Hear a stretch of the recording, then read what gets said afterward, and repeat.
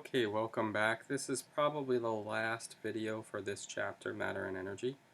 So it's 9:41 a.m. again, and my iPad is completely charged, as some of you noticed. So we're going to do some calculations based on the graphs that we saw up here for heating and cooling curves. So let's redraw the curve kind of small in the corner over here and talk about, what would we need to do to calculate the amount of energy when we're heating or cooling a substance. So if I draw the graph over here, if we do a heating curve, for example, I'm talking about these segments on the curve right here, where we're not undergoing a phase change. So for these three segments, we're going to use the same equation. In order to know how much energy it takes to actually, heat a substance or cool a substance down for that matter, we need to think about, well, how much of the substance do we have? What's the mass of the substance? Because the more mass that we have, the more energy it's going to take to heat that substance the same amount. So once I figure out how much mass I have, then the next question is, well, how much heat would it take to raise 1 gram of the substance by 1 degree Celsius? And that is called the substance's specific heat. And you learned about this in earth science, or so I've heard. So the specific heat is exactly that, and I'll define it on the next page in a box so you have it for a definition. And then also, well, how much, or what was the initial and final temperature? What was the change in temperature? Which I'll think of as T final minus T initial. So with these three ideas, my change in temperature, my specific heat, and my mass, I can calculate the amount of energy or the amount of heat that a substance either absorbed or a substance released. So how does this look together? Well, if I were to put this into equation form, it will look like this. The heat is equal to the mass times the specific heat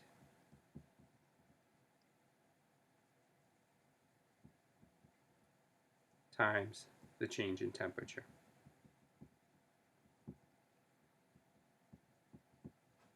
For those of you that are aspiring medical students, this is MC delta T, or MCAT, and heat gets the symbol Q.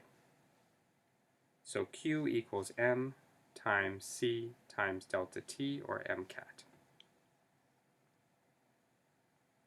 Now, this can be used on any green portion of the graph here. What if I have a situation, though, where I am going to be changing phases, where I'm not going to stay in the same phase? Well, if we redraw the same graph here,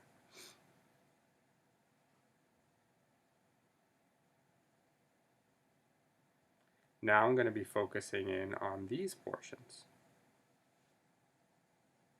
The problem is that if this is temperature and this is time, I can't use my MC delta T. Why can't I use my MC delta T? What's the problem with that?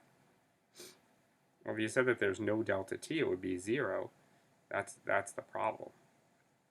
So I need to figure out, hey, how can I do this? So there's another equation, and it looks like this. Q equals MHF, or Q equals MHV. M again is mass. HF is heat of fusion.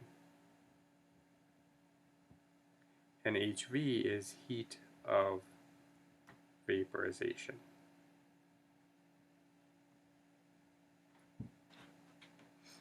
HF gets used down here for the melting, and HV gets used over here for the vaporization. So, how does this work? Well, let's first go over what heat of vaporization is, what heat of fusion is, and what specific heat is. Let's define these terms. So heat of fusion is defined as the heat required to melt 1 gram of a sample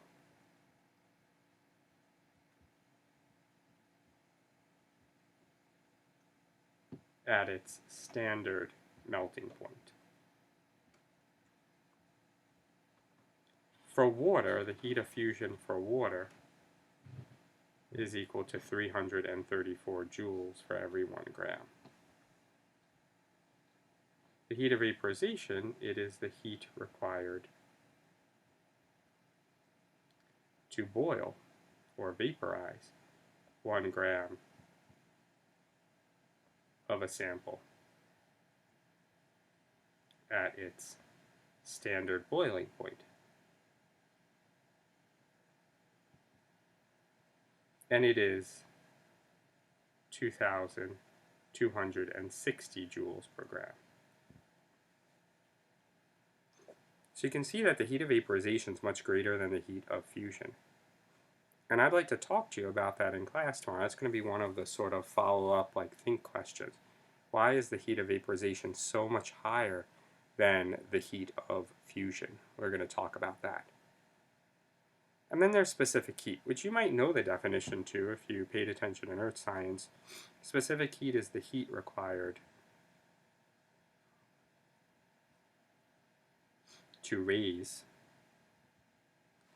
1 gram of a substance by 1 degree Celsius. And for water, this is 4.18 joules required to raise 1 gram of a substance by 1 degree Celsius. This is quite a high amount. So because of water's high specific heat, this becomes really important in understanding some of its properties. And we'll discuss some of the properties of water tomorrow. We'll compare it to other specific heats. And I'd like to have a real discussion about, why is water's high specific heat so important? What does that really mean about it? Now, if we were to change these to calories, I'll put that in blue, this would be, the heat of fusion would be 80 calories per gram. The heat of vaporization is 540 calories per gram. And the specific heat of water is 1 calorie per gram degrees Celsius. And if you want to know the conversion between calories and grams, 4.18 joules equals 1 calorie. And that could come up quite a bit. You should know that conversion factor. So, how can we apply this? What's an application of this? Well, think about what happens when you exercise. You sweat. You could sweat a lot. So why do people sweat?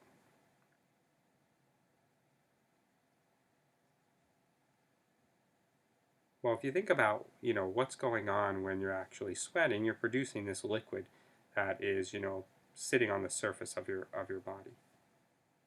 This is stimulated because your body starts to overheat. So your body starts to overheat. The hypothalamus, which is in control of body temperature regulation, will cause your body to sweat. As your body sweats, that sweat is on the surface of your skin and will start to evaporate. Basically, you don't have a heat of vaporization, but you have this evaporation occurring. So this evaporation takes energy. It's endothermic. That endothermic process, that removal of water from your body and from your skin, will cause your body to actually cool down. We'll talk more about this tomorrow too, like why sweat is salty and how do we replenish all of these, lost salts and ions. So we have these equations where we have so far Q equals mc delta T, Q equals mHF, Q equals mHV. And I would memorize them. You need to know them. And you need to know the values for water. So let's try number 1 together, and then you can try number 2 on your own. So how much water can be heated from 2 degrees to 50 degrees Celsius using 3,000 joules of energy? Well, let's go through and see if we can figure this out. So if I look at this and I'm like, okay, well, I have a temperature change. I'm going from 2 to 50. So there's only one equation here that has a temperature change in it, and that is my Q equals mc delta T. Well, Q is my energy. So I see that I have 3,000 joules. That's going to be my energy term. My mass, how much water? We don't know. That's going to be my X. It's water, so I know the specific heat of water is 4.18 joules per gram degrees Celsius. And I know my change in temperature is final 50 minus 2. So if I plug this in here and I solve for x, let's see what I get. So if I do 4.18 times 48, because I subtracted, I get that there's 3,000 joules equals 200.6, and that unit is going to be in 1 over grams, or x, and this is going to be over grams. So now I just have to solve for x. So when I solve for x, the joules would have crossed out with the joules here. So if I solve for x, I get 3,000 divided by 200.6, and I get that it would have been 14.9, or it would actually round to 15.0 grams. So in this case, my mass of water that I was able to heat from 2 degrees to 50 degrees was 15 grams. So go ahead, try number 2. 2 is very similar. Let's see what you come up with. Let me know. We'll discuss that tomorrow in class as well. Okay, how about how much energy is required to melt 10 grams of ice at 0? So here I have my 3 equations again, mc delta T, MHF, MHV. I look at this and I say, well, it looks to me like I don't have a delta T here because I'm at 0, but it doesn't give me an initial and a final. I'm going to get rid of this one. And also it's saying melt. And so with melt, I know that I'm going to use heat of fusion. So Q equals MHF. So how much energy? Let's do one in calories. So the mass of ice is 10 grams. The heat of fusion will do in 80 calories per gram. 80 times 10 is 800 calories. The grams would cross out, and I'd have 800 calories. So these problems are pretty straightforward. Here's one where they're boiling water. Let's see if you could do that. Here's another one where I ask you what's the final temperature. And here's one that actually is really going to be complicated. So this one is going to require a lot of work, and this one is an honors question, number 6. So how do we do this? So here they have water starting at minus 15 degrees Celsius, and they're asking you how many calories are required to vaporize it. This is a complicated question because we're starting with ice, and for some reason it doesn't say the specific heat of ice, which actually is 0.5 calories per gram. Notice it's different from water's specific heat, and so we're going to need to take that into account. So what we have here is we have a situation, if we graph this out, where we're starting at minus 15, and we're going up to 100. And so for water, there's also the melting point at 0. So in this case, what happens is the water as ice starts off at minus 15 and gets to 0. At 0, it has a phase change. It goes up to 100. Let me redraw that. It goes up to 100, and then when it gets to 100, then it vaporizes. And the question's asking you, it's wanting to know how much heat it takes to get to here, to this point right here, from here. Well, there are 4 different things going on. We have the first, the second, the third, and the 4th process. So the Q total is going to be the addition of all of them. 1, 2, 3, and 4. Well, during part 1, there's an MC delta T. During part 2, there's a melting. During part 3, there's another MC delta T. And during part 4, there's a vaporization. So I need to put in a lot of work here to get my final answer. Well, the mass is given, or it's not given. So let's put in a mass here. Let's put in 10 grams of water. So let's go through and put in 10 grams of water. So we're going to go through 10 grams. That's my first M. My specific heat, we're starting as ice, so 0.5. My change in temperature is going to go from minus 15 to 0, so it's going to go up 15 degrees. Plus my mass again, 10 grams, times my heat of fusion, which is 80, plus my mass again, 10 grams, times my specific heat, 1, times my temperature change is going to go from 0 to 100, 100, plus my vaporization, 10, the heat of vaporization is 540 calories per gram. So notice what I have here. I have 1, I have 2, I have 3, and I have 4. So I actually have 4 different parts going on here.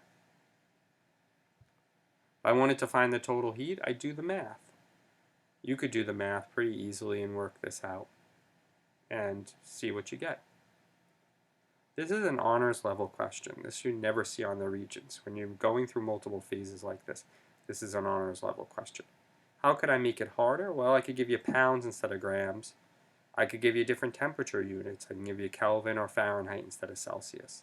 We're going to practice a bunch of these. All right, the last thing that's important to think about with heat transfer is when we actually have 2 different objects that come in contact with one another. And so, like one question might be, well, what's the specific heat of a substance?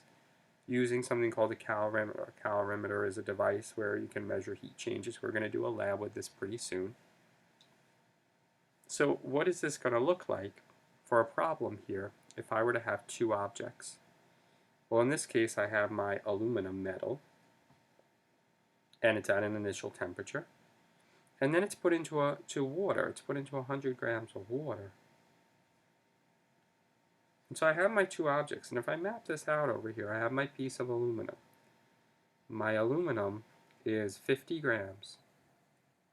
It has a temperature that is initially Ti equal to 100 degrees Celsius. And it has a specific heat that we don't know. And we have our water. Our water is in a cup here, and our water is 100 grams. And it had an initial temperature of 20. And it has a specific heat in calories, because they don't ask us what we want, of 1 calorie per gram degrees Celsius. Now, something that you have to realize is that you have a hot object and a cold object. The aluminum is hot. and the water is cold.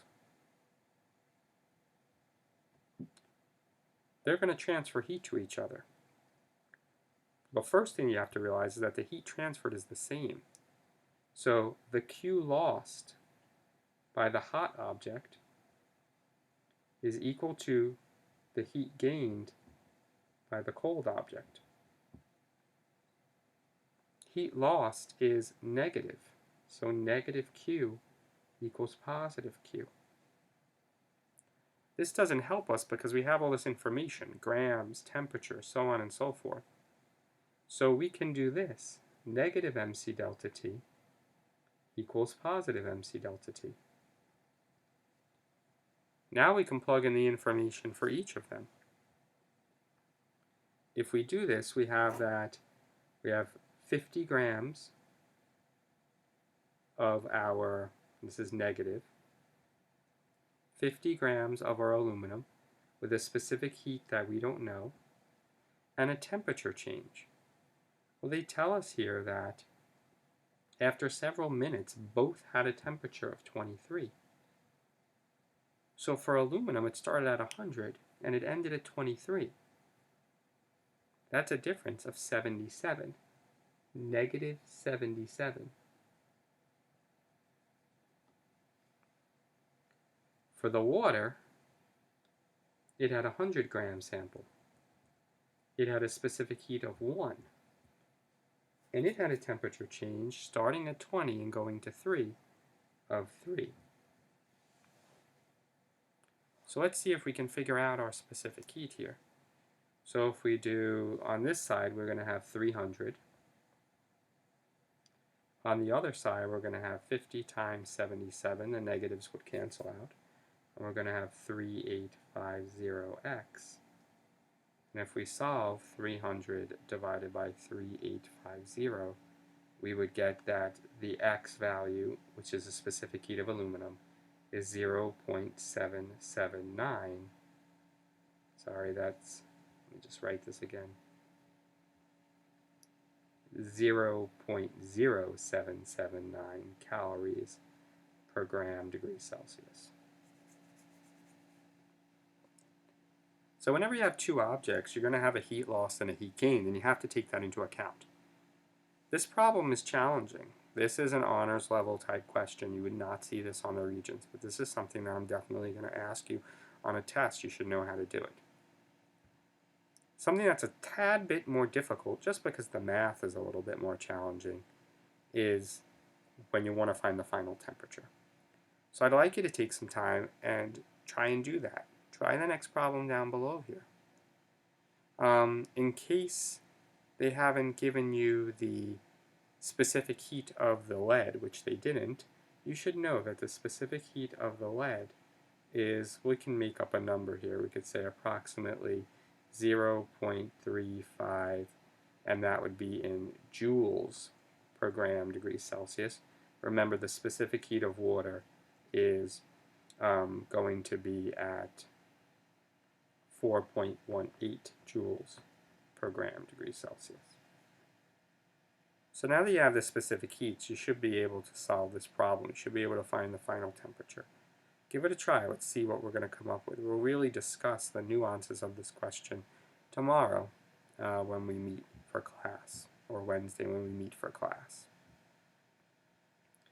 Alright, one last thing I want to talk to you about is phase diagrams.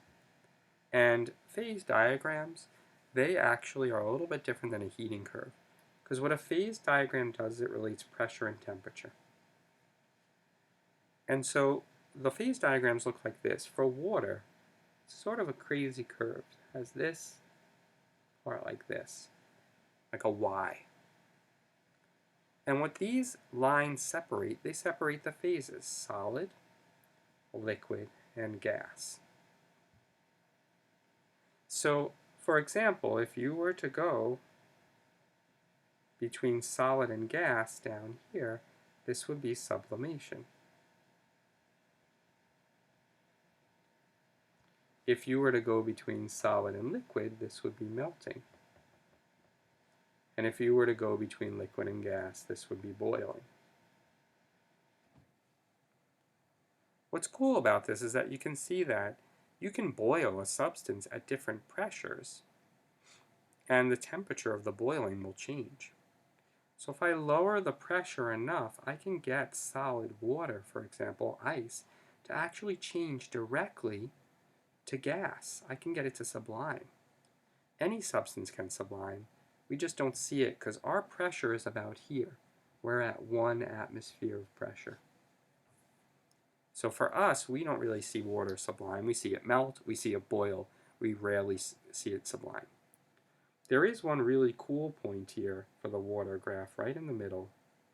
And this point right there, which I'll put down here and write, it's called the triple point. And it's a point where solid, liquid, and gas all exist. You have all three. There's also another point up here, and this is called the critical point. At this point, the temperature is so high that you can't liquefy the gas. Now carbon dioxide, it's going to look a little bit different. It's going to look like this. Solid, liquid, gas. And for us, with carbon dioxide, CO2, 1 atmosphere is down here on this graph. 1 atmosphere is much lower. So this is why, if you've ever gotten some dry ice, that's what CO2 is. Carbon dioxide will actually change directly from a solid to a gas at standard pressure that we experience. So I want you to closely look at these graphs, because tomorrow I'd like to explore and discuss like something that's a little subtle difference between them. Maybe you can figure it out. I'll ask you what that difference is, and we'll talk about it some more. So this is matter and energy. There's practice problems on the next page that we're going to do. There's also some review questions on here as well from the first chapter. So tomorrow we're going to really go through this. We're going to practice a lot of problems together. You can ask me your questions. I know this was a lot today. Thanks so much for watching. See you soon.